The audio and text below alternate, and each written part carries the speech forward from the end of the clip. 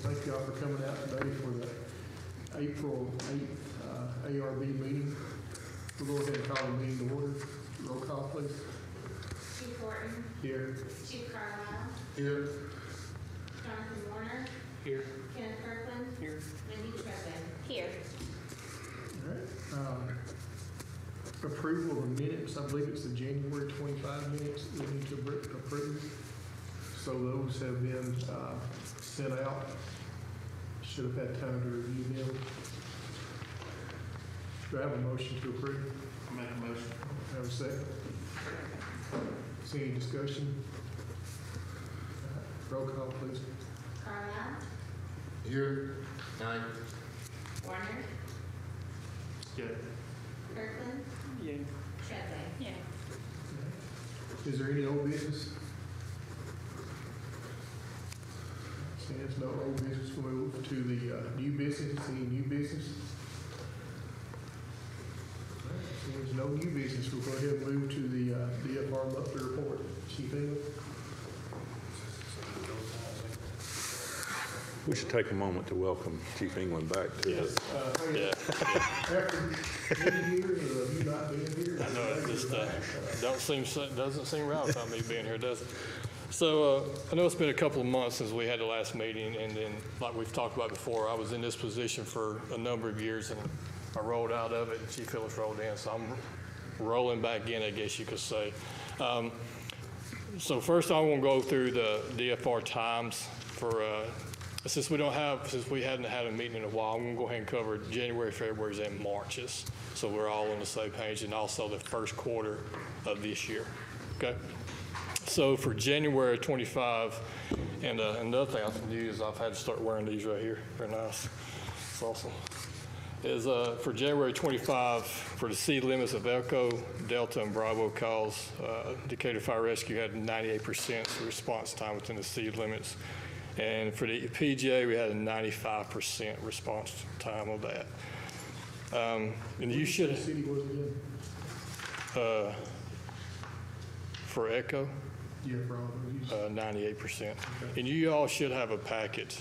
The first one, the first page you have is going to be, it says Decatur Fire Rescue fourth quarter.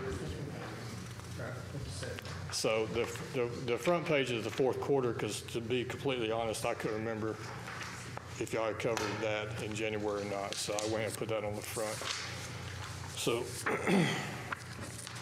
for February, this is also in the packet for the city, for Elko, Delta, and Bravo, had a 97%.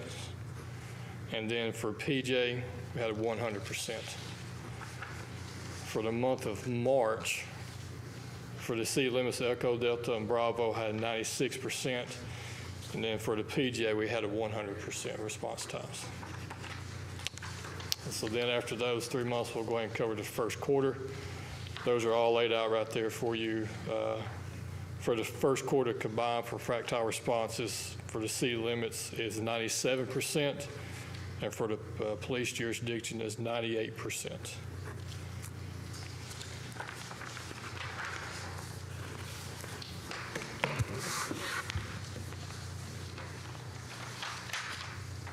So I just wanted to take this time to, since we're all new to each other, I mean, the only person still here is Chief Thornton is here when I was here before.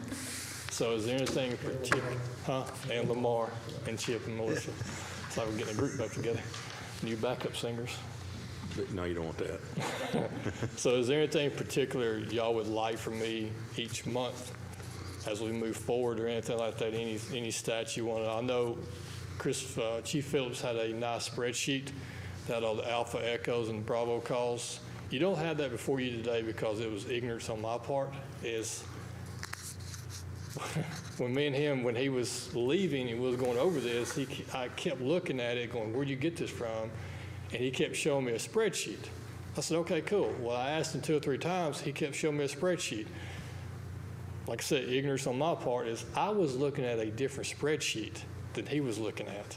I found the spreadsheet he was looking at about 1 hour and 15 minutes ago. So if y'all want to continue to get in those information, I don't mind putting it together for you. This is how I did it before. So whichever y'all want, ever have the voice. Easy to understand. Okay, I like this right here. okay, I'm fine, but I've got a couple of questions. okay. When you're ready. Go ahead. The Echo Delta Bravo level calls, I know that's code, but what's the definitions for that? Those are your, I guess you call it your true emergency calls. Those are lights and sirens, hot All three of response. them? Uh-huh. And it's the level, Echo's more serious, and then it goes up. Your Bravo is going to be more like your seizures and strokes. Echo's going to be your cardiac arrest, things like that. And Delta as far as your chest pains and wrecks and things of that nature. Outstanding. Okay. Now, and these are fire calls. No, these are EMS for calls. This is same calls as far as EMS. So there is no fire response in there. I can get you the numbers for structure fires and business fires if you would like. This is all medical stuff when we run a co-response with EMS. But whose numbers do we use? All these numbers are generated through 911. And is Samantha here? Samantha's not here. Samantha Sanders, she creates these numbers. She pulls the data from the system as you could say, a third party, outside party. She puts these numbers together for the EMS and us. And normally, fire would be ambulance, I think. So when does it start, the timer, so to speak? The time you're dispatched. We have 9 minutes within the city limits to get on scene, just like they do, and then we have 13 minutes in the PJ to get on scene. So the times are tied to the ambulance as well as fire?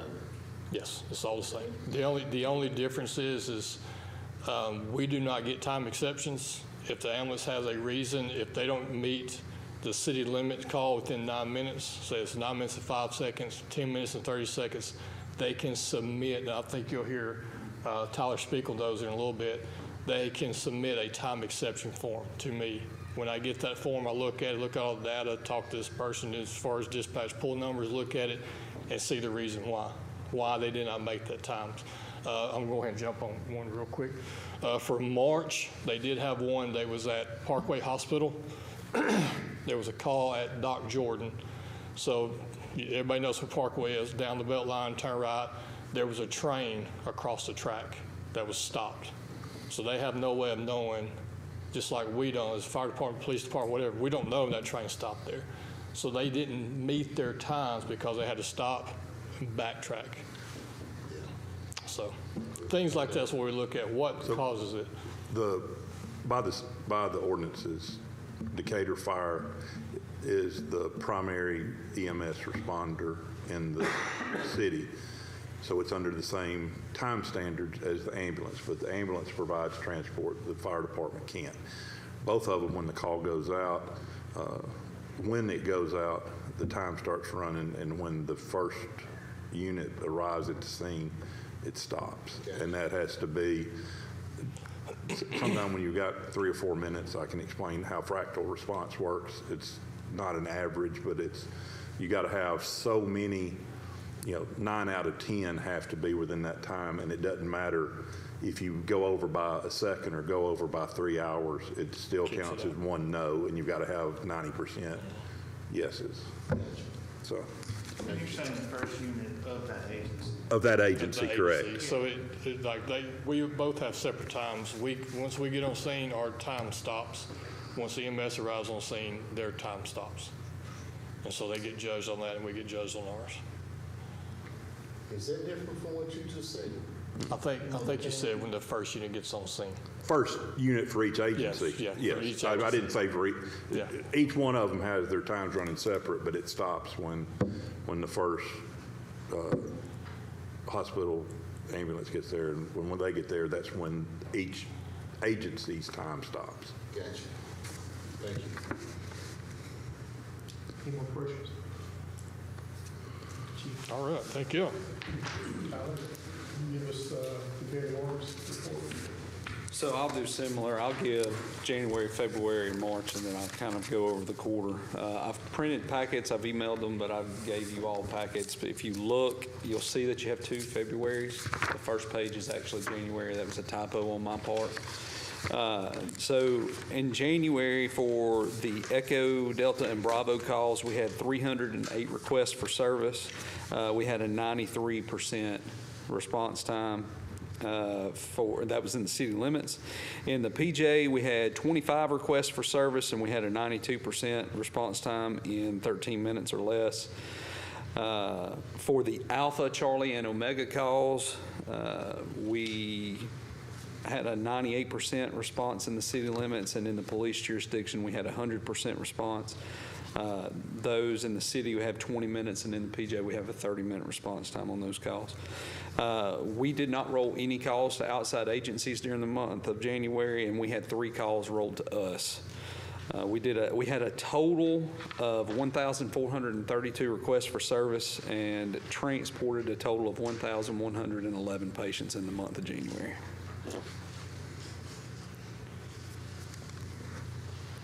If my I'm sorry, Tyler, say that number again. Say those last 2 numbers again. We had 1,432 requests for service, and we transported 1,111 patients. In February, for the Echo, Delta, and Bravo calls, we had 294 requests for service inside the city limits. We had an 87% response time. In the PJ, we had 27 requests for service, and we had a 96% response time. We did not roll any calls in that month, and we had 1 call rolled to us. We had a total of 1,445 requests for service, and we transported a total of 1,074 patients.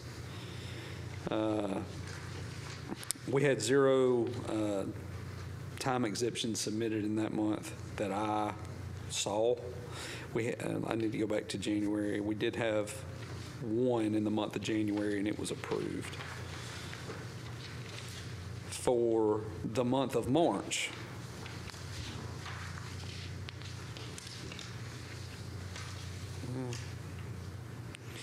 in the city limits, we had 355 requests for service for Echo, Delta, and Bravo calls. We had a 95% response. In the PJ, we had a 21 requests for service, and we also had a 95% response there as well. We had a total of 1,522 requests for service, and that's all call types, and we transported a total of 1,158 patients. We rolled 0 calls in that month, and we had 3 calls rolled to us, and we had 2 time exceptions that were submitted and approved.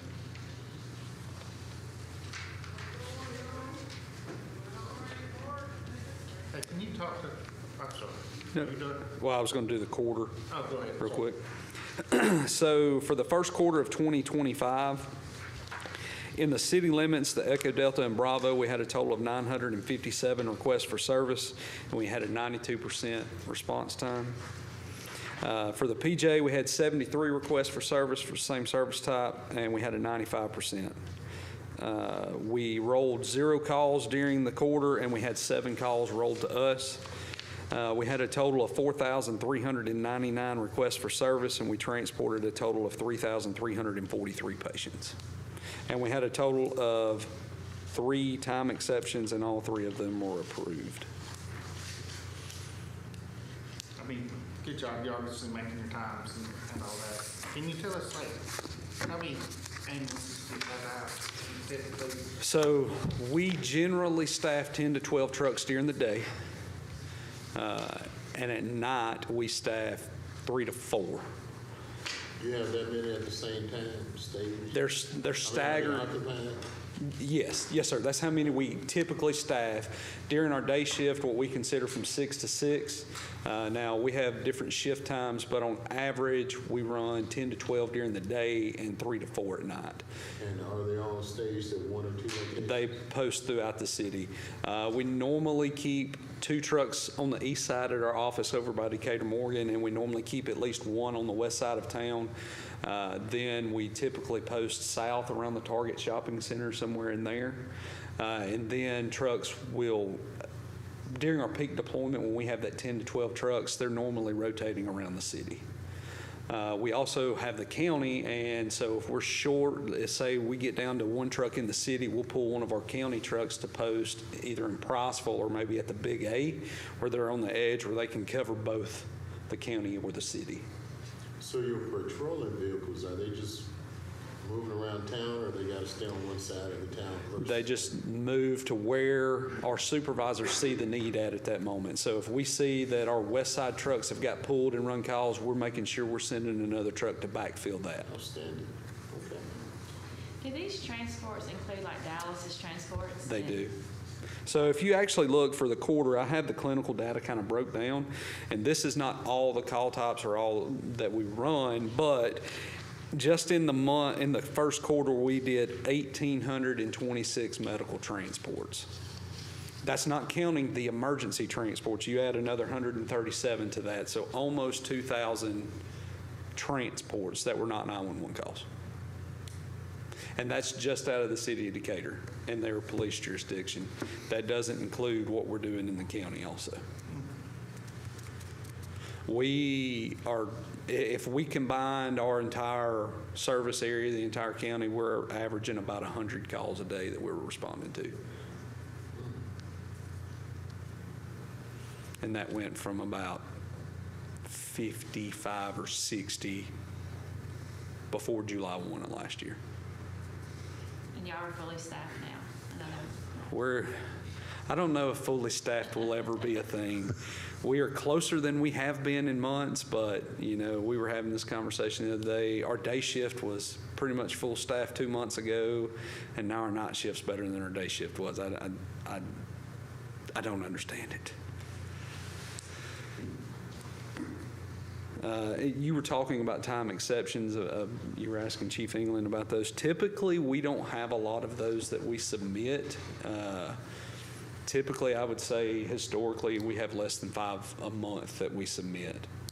We don't have a lot of those responses that we feel that we have a justifiable reason why we've missed it. But that is something that our shift supervisors look at on a daily basis, and they're the ones that are responsible for submitting that. They're the ones that initially investigate that. They go to our crews and are like, hey, what happened on this?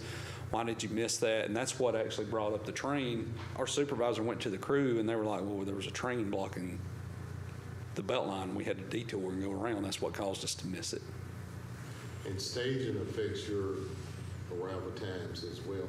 Yes, sir. But outside of waiting on the police to go and make it safe, what else would cause you on Volume. stage? So normally that would be the only reason we would stage would be if it's something where we need law enforcement to come. Okay. His time would stop. That would be considered on stage when he's staging. He would be there staging at a safe area. And the clock stops there for us. If they're staging or we're staging, those don't get counted over time or anything like that. Those are null and void. Okay. I could see that on like a hazmat call maybe too. Yeah, most of the time, if we're staging, fire staging also, and most of the time we're staging in the same location in case, unless for some reason we were coming in from opposite directions. I would say I would have to go back and look, but there's not a lot in the month that we're staging very long. Most of the time PD's on scene before we get to where we're going to stage at. So they have it cleared and are ready for us to come in a lot of times before we get there to stage. I think we may be confusing the word staging when there's 2 different types of staging. It's staging that when we go and dispatch to a call, it's not safe, that we stage outside waiting for it to be safe for us. That's one staging. And then he uses the word staging. Posting. It's posting, staging, rotating his crews. So he'll have trucks placed across the city. Let's say if 2 or 3 calls go out on the east side, he'll move a west side truck there to stage in their place till they get back and cleared up. So it's kind of like 2 different ways of looking at it. Yeah, we consider that posting. If a crew is moving, we consider that posting, and we consider staging when we're waiting on law enforcement or for the scene to be secure for us, whatever the case may be, to go on scene. And the biggest problem we had with the last 2 providers was that they tended to stay at the office or at one of the hospitals and get sent out from there. So they were not spread around the city. they scatter out so that they make their times because they've got people all over the city. Sounds much better than it used to. Any other questions? See anything you need from us? Oh, the annual report, that's right. I'm working on that. I hope to have it done by the end of the week. And just as soon as I get that done, I'll get it submitted. I need a few more stats from Samantha to make sure that my math was correct. The and that annual gets- report from EMS is due March 31st of each year. So he called me, it's like, I'm running my house as fast, so I have the ability to give him some grace period. So just as soon as I can get those stats that I need, I'll get that submitted as well. Thank you. Thank you. Does anybody else got anything? Have a motion to adjourn? Second. Second. All in favor? Thank you.